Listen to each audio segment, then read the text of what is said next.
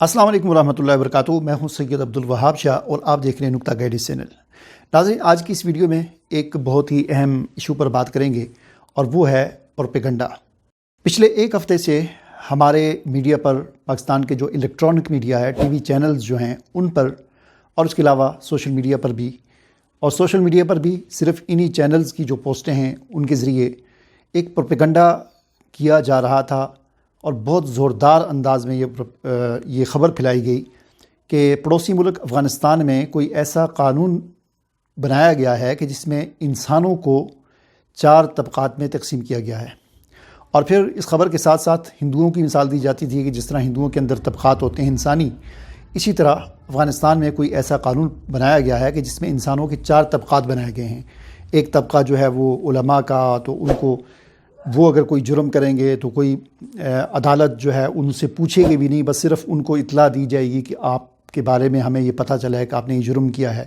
دوسرا طبقہ پتنی اس سے نیچے والوں کا، تو ان کو دوسرا طبقہ وزیروں وغیرہ کا، ان کو وہ اگر کوئی جرم کریں گے تو عدالت ان کو کہے گی کہ ان کو صرف طلب کرے گی، سزا کوئی نہیں دے گی، بس طلب کر کے ان سے کہے گی کہ آپ کے بارے میں اطلاع ملی، آپ نے یہ جرم کیا، اور پھر ان کو چھوڑ دے گی۔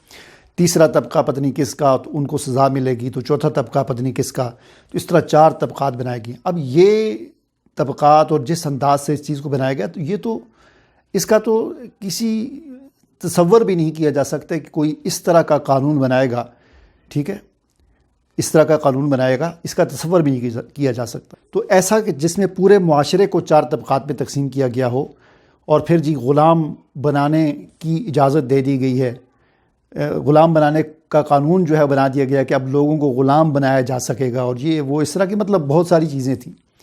تو بہرحال اس پر ہم دیکھتے رہے، ہم نے کہا چلیں دیکھتے ہیں، یہ تو ابھی میڈیا پر خبریں آ رہی ہیں، تو اصل خبر کا انتظار کرتے ہیں کہ کیا خبر آتی ہے۔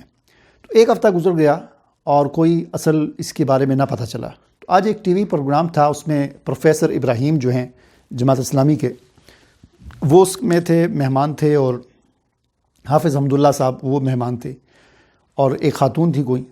تو اینکر نے اسی حوالے سے سوال کیا پروفیسر ابراہیم صاحب سے۔ تو پروفیسر ابراہیم صاحب نے ایک ہی بات کہی، انہوں نے کہا کہ جی دیکھیں، میرے پاس تو ایسا کوئی مسودہ نہیں ہے، ٹھیک ہے نا، کوئی دستاویز نہیں ہے کہ جس کو میں پڑھ کر یہ فیصلہ کر سکوں کہ یہ صحیح ہے یا غلط ہے۔ تو یہی بات انہوں نے بھی کہہ دی، حمداللہ صاحب نے، کہ جی ابھی تک ہمارے پاس تو ایسا کوئی مسودہ نہیں آیا، کوئی قانون نہیں آیا، یہ صرف آپ ہی لوگ باتیں کر رہے ہیں۔ تو اینکر سے انہوں نے سوال کیا کہ آپ کے پاس ہے تو دکھائیں ہمیں۔ تو اینکر نے آگے سے کہا جی میڈیا رپورٹس ہیں۔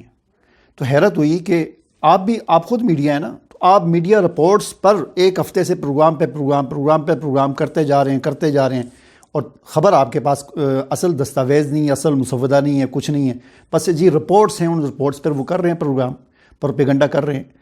تو میں نے یہ فیصلہ کیا کہ چلیں تھوڑی سی تحقیق کرتے ہیں۔ تو پھر میں بیٹھا کمپیوٹر پر اور مختلف جو ہے انداز سے اس خبر کی کھوج لگانے کی کوشش کی، اور کرتے کہ یہ خبر کہاں سے چلی اور اصل اس کا کھرا کیا ہے۔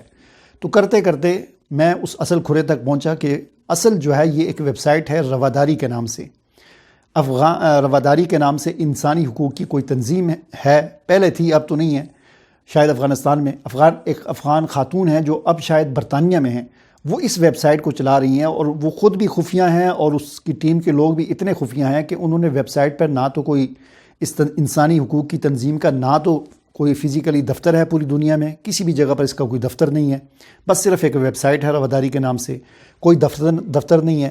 اور اس ویب سائٹ پر اسی طرح کے پروپیگنڈے کیے جاتے ہیں، اور گوگل کے ہی ذریعے، گوگل نے ہی بتایا کہ اس ویب سائٹ کے حوالے سے اس کا تعارف جو بتایا گیا کہ اس کی وہ خاتون کا نام بھی آیا، شہزارہ یا اس طرح کوئی نام تھا، وہ اس کی ہیڈ ہیں اس تنظیم کی، اور اس تنظیم کو سوئٹزرلینڈ اور نیدرلینڈ اور کینیڈا وغیرہ اور دیگر این جی اوز جو اس طرح کی ہوتی ہیں وہ ان کو فنڈنگ کرتی ہیں۔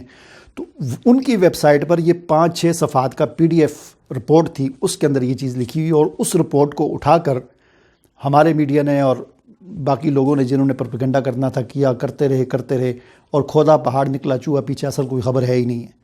اور پھر وزارت انصاف کی جو ویب سائٹ ہے سرکاری افغانستان کی، اس پر جا کے دیکھا گیا تو وہاں پر بھی کچھ نہیں ہے، اس طرح کوئی قانون نہیں ہے، وہاں پر سارے قوانین ہیں کہ کون سا قانون کیا ہے، وہاں پر اس طرح کوئی قانون نہیں ہے۔ تو اس سے آپ اندازہ لگا سکتے ہیں کہ آج کے دور میں کس طرح پروپیگنڈا کیا جاتا ہے. دجالیت اسی کو کہا جاتا ہے کہ کسی چیز کو اس انداز سے پیش کرنا کہ لوگوں کو یقین آنے لگ جائے. ٹھیک ہے نا. تو یہی دجل ہوتا ہے, یہ دجالیت ہوتی ہے. اللہ تعالیٰ سے پناہ مانگنی چاہیے, سورہ کہف کو پڑھنے کا اہتمام کرنا چاہیے تاکہ اس طرح کے دجل اور دجالیت میں ہم نہ آئیں, اس کی زد میں ہم نہ آئیں. اجازت دیجیے. اللہ حافظ.